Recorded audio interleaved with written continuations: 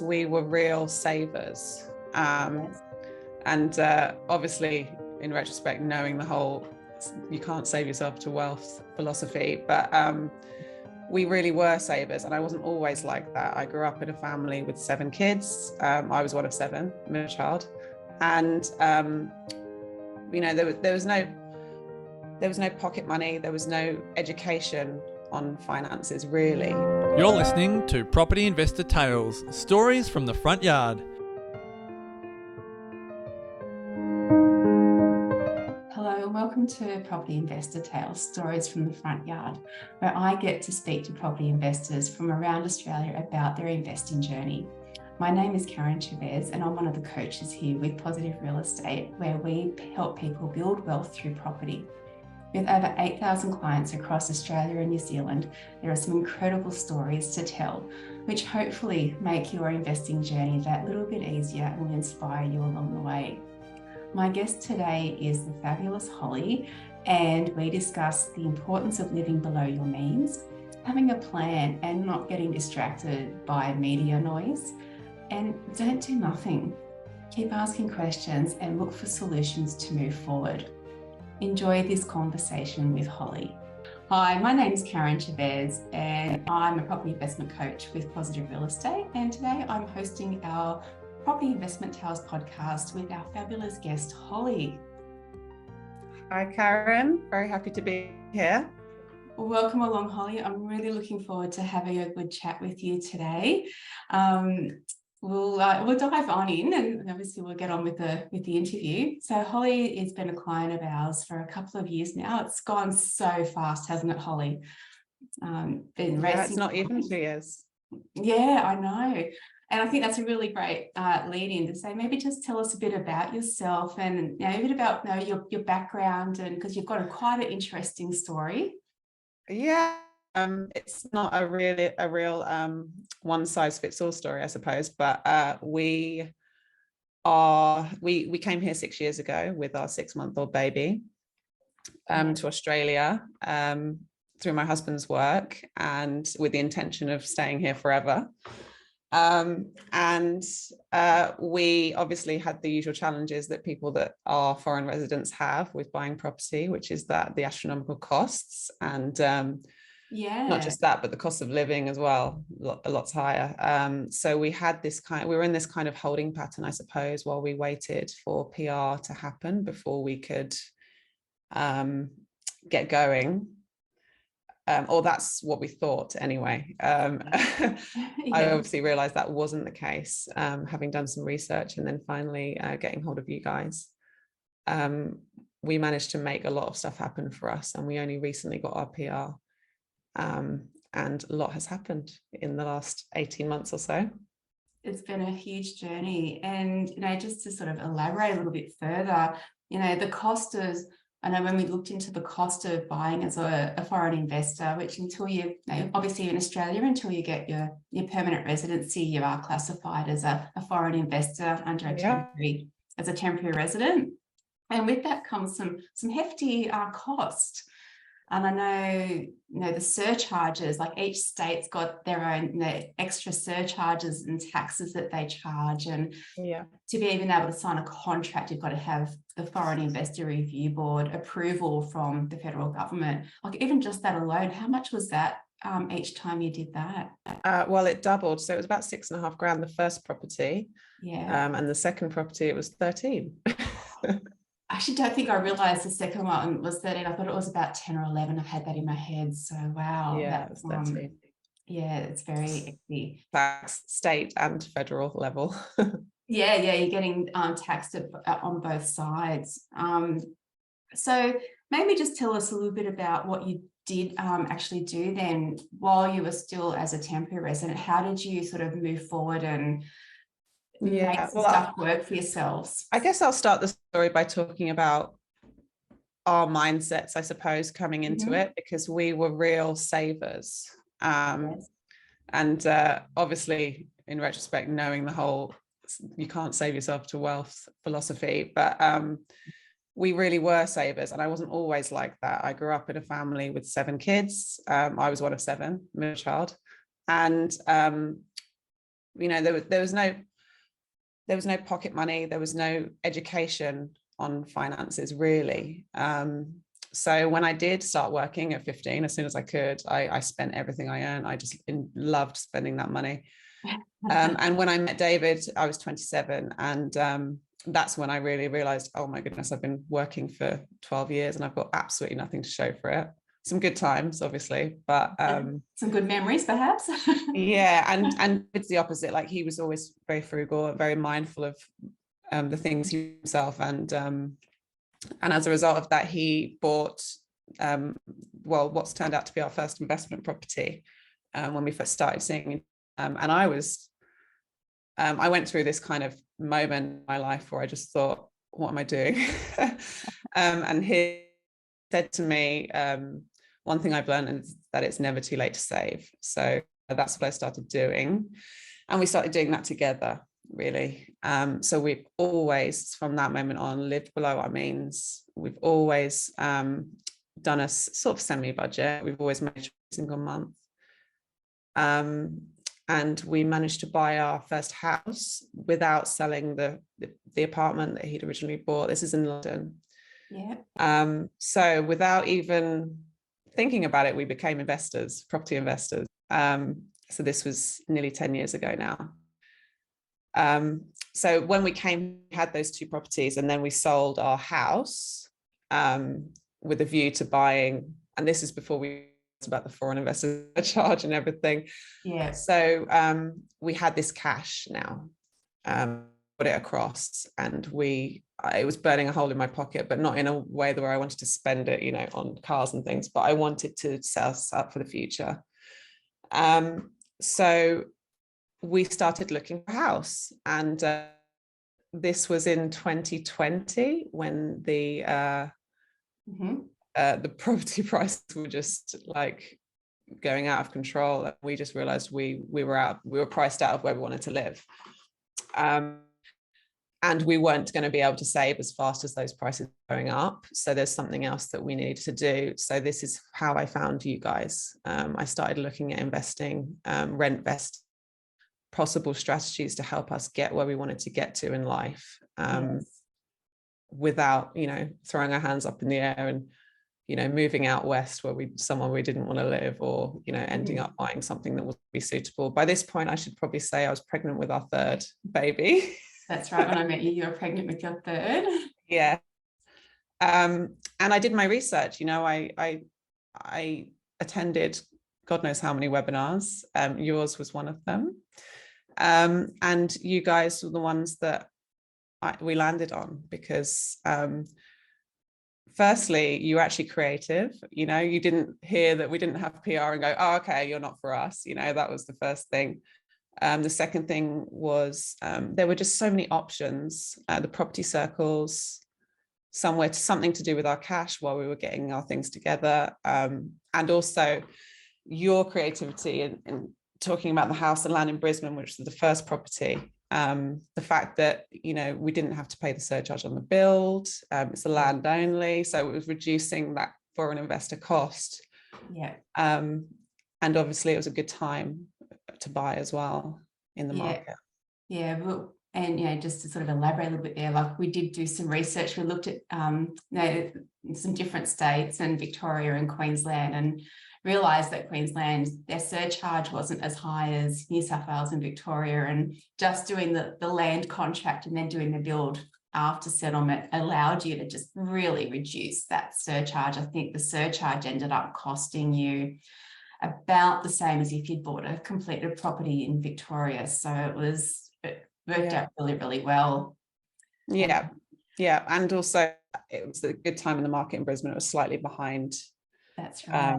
New South Wales and Victoria. So in terms of the clock. So I think already we kind of in theory, made our money back from those extra charges, like within a few months. Absolutely. Like that part of the Brisbane market has just been phenomenal. I think, property prices in that area, what they're kind of going for now is they're probably $150,000 to $200,000 more than what you've paid, which is just amazing. And then we also did bit more. Now I think you came back and said, oh, look, you know, feeling a bit like we're a bit stuck now. We've got the first property and PR's nowhere near. We've got no idea when that's gonna land. Yeah, which was quite interesting. Well, I think so that all happened. So we put some money in a couple of property circles. Yes. And we bought that house and land. That was all in sort of 2022. And then Christmas happened and David and I had some chats about what we wanted to do, because rent investing is not for the faint-hearted. You know, it's kind of a strategy you need to stick with. Yes. And we just thought we do want our own home at some point in the future. So I remembered, I think I booked one of the first meetings when you were back from holiday from that Christmas break. And I was like, okay, strategy, we're going to want that home at some point in the future. And so I think it just gave me even more of a push to really just keep things going, and just get our money working for us so that we could have that cash in, let's say, 8-10 years time, whatever is a good time to buy, to get that property that we want where we want it. And then that's when you said, oh, ACT might be a good option. Yeah, we realised, we did a bit more research, and ACT doesn't have a foreign investor surcharge. They just charge a very small extra bit of land tax until you're a permanent resident, and then that disappears again. So we went, okay, ACT is the place to go. We can really reduce the cost of entry here with as a foreign investor. And I think you'd signed the contract for that, and maybe like literally a few weeks later, PR landed. Yes, paid that FIRB. But no, it's very excited about that property too. Yeah. And look, and since you did that, entered that contract, I know that those prices for that property have already gone up more than what the foreign investor surcharge was. So you sort of already got that money back. So, but yeah, the PR came through surprisingly fast in the end, which was it took about 8 months for it, which I think's quite standard. But the thing about that is that you just never know. You just get a phone call one day to say it's happened. Yeah. So it's wait, and then it's happened. So that was a real fist pump moment for us. Yeah, absolutely. So you and David have got quite a history of, property ownership and some investments, and you've still got one of your properties in London. I know that as well. That's giving you some cash flow coming through from there, which is great. Tell me something. What do your friends and family think about what you're doing at the moment? I'm quite selective about who I talk to about it. I think a good way of looking at it is it's like any other job. Yes. Some people want to hear about it and some people don't. So I think my dad asks questions about it, and I talk to him about it. And I've got a few friends who are really interested. They have their own investments, and they want to know how I'm doing, and it's a sign that people are good friends when they celebrate things that you're doing. And so I talk to those people about it, but it's not something I'm going to be shouting from the rooftops to people. It's an interesting concept, isn't it? People just look at you like you've got a second head when you start talking about investing, and I'm the same. It's even with the role I've got, people know what I do. It's just not conversations that we have with people out there. So, for you, like the importance then, and I think you realize this early on, of getting that support along the way. So if we sort of circle back around a little bit to just getting started, what do you feel kind of was the lessons that you've learnt along the way so far, and what's been some of the things going forward that you might even do a little bit differently?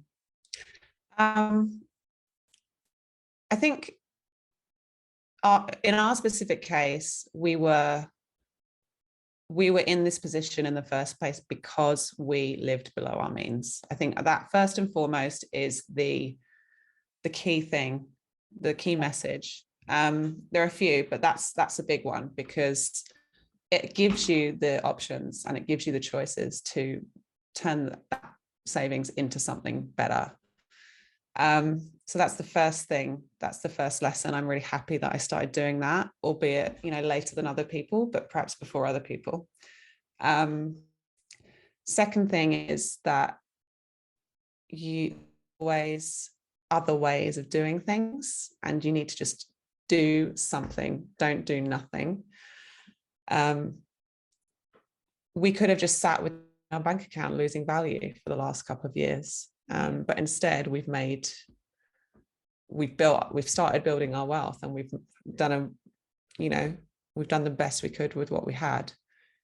So that would be my message to people. It would be to don't do nothing, just get started. And like I said about, after Christmas, we did some really deep thinking, the two of us, and decided, this is what we want in our future. And then sometimes you have to change that strategy a bit, and you have to tweak things here and there. And that's what we're going to probably continue to do. But we've got that foundation, and we've got that, we've started, and that's the thing. And keep it going, commit to it, and keep it going. I love the Jason's morning coffee chats. I watch them every day, never at the time he does them, never live. It's always it's always later that day. But they really they keep you going, they keep you committed to that strategy. And I think it's just that dopaminergic effect of having those people, that community of people who all go through the same thing. And like you were saying, you can't always talk to your nearest and dearest about it. But having that community is really good. And I listen to Sam's podcast. I obviously listen to the Investor Tales podcast, and it's just a constant energizer for this very, very long-term strategy, which ultimately is like 3 decades. Absolutely. And I know you're very committed to regular meetings, even with myself as your mentor and coach. And, it's, I know some clients kind of wait for me to reach out and say, hey, let's catch up. I haven't seen for, but you're very regular with checking in and just keeping, sometimes our meetings are just like really quick, and other times we spend a bit more time in detail. And it's just that keep things moving. And it's like steering a ship. I say to people, kind of set it on a course, but if you just leave it, it's going to drift with the current. You've got to actually stay on it and keep adjusting it as you go to keep focused on your destination, which you're doing really, really well. Absolutely. I think a lot of it is about focus, because having that conversation with you, going through the spreadsheet with you, it could be 10 minutes, but that is enough to keep me going for the next month, keep my focus. Yes. Stop me going out and buying those coffees and those croissants and the things that I don't need in my life, and just keep me, you've got this kind of, I hope you don't take offense at this, but that your kind of steady hand on the tiller vibe is a good foil for my sometimes, like to jump in and do this thing and do that thing. So it's good to come back to you. Have a reality check sometimes, and also your knowledge of property investing is much bigger than mine, because you've been doing a lot longer, so it's good to have that but you could do it this way, this is a better way of doing it, getting somebody with the experience to really give you good advice, something is good advice, rather than listening to the clickbait mainstream media. I know there's so much catastrophizing stuff. I do like to look outside of PRE, but actually it's a really useful thing for me. It has been useful to sort of stress test the strategy. Yes. And occasionally I found some clickbait article about how, investors are doing really badly and they shouldn't have heard in the last 10 years. And then I posted one to the group, and Sam responded quite quickly, basically saying this is complete rubbish, so it's good to, test other things. I also listened to another podcast saying, don't buy new property. It's a bad investment. And I thought, oh my God. And then the caveat was, unless it's, a good ratio of land value to property value, unless they've got the infrastructure, unless it's, in high demand and, all of that stuff. And I think, okay, tick, tick, tick, that's fine. So it just it keeps you focused, it keeps you energized and motivated to achieve those goals. Yeah, and a lot of people just hear the headline, don't buy new, in that example, and they'd be like, oh, don't buy new property, but they wouldn't take the time to actually go into the detail and get the, unless it's this. So yes, yeah, part of what we teach is really that process of, don't just take the surface, actually understand what's going on and why, and take that next step. I mean, the educational aspect of, I've learned hundreds of hours of learning I've had. I might as well have done a degree in it, I think. It's been that, intense for me, because I get quite obsessed with stuff and I enjoy it. So I'm constantly on realestate.com, I'm constantly listening to the podcast, I'm constantly, trying to fill my mind with information, and that helps as well to keep you motivated and to keep you to give you the confidence to make those big decisions. And they are big decisions. Yeah, they are, absolutely. You're investing in your future, and the more, like, you really can't do enough to set yourself up for that, to get the outcome that you're after. There's something that you said that I'd like to circle back on, which is really interesting, and it's a bit of a left of field question. You mentioned that you're one of 7 children and grew up without, any real, your parents didn't teach you about money. There was no pocket money, and you grew up without kind of having that savings concept. How are you different with your children? Well, my oldest is quite 6, young still, so their financial education hasn't really begun yet. Apart from that, they've lost a couple of teeth. But I know how I will be different, and that's my aim is to. We live in a very privileged area, and there's a lot of wealth surrounding us. We live in Mosman, and this is why we've chosen to rent Vest, because we could not buy a $5 million house, unfortunately.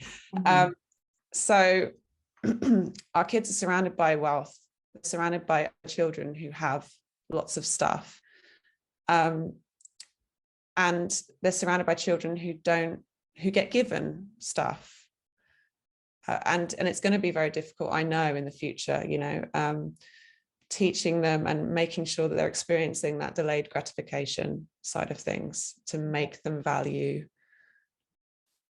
the things that they have in life. So I think the Barefoot Investor for Families book has been quite useful. I'll probably start applying some of that stuff. I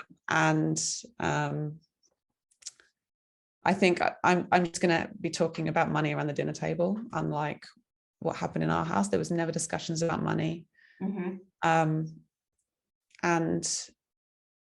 hopefully just being open about things, and just making sure that they're not too spoiled. Absolutely. Yeah. All right. So, and also the membership with PRE, obviously. Yes, it's passed down to the kids. So I think that's an awesome legacy. I'll be encouraging them in that direction. Yeah, I've got clients who have children in their sort of teens and even sort of early 20s, and they'll be watching mentoring workshops on the TV in the lounge room together as a family and things like that. So, which I think is really, really cool. So I'm going to sort of wrap up a little bit.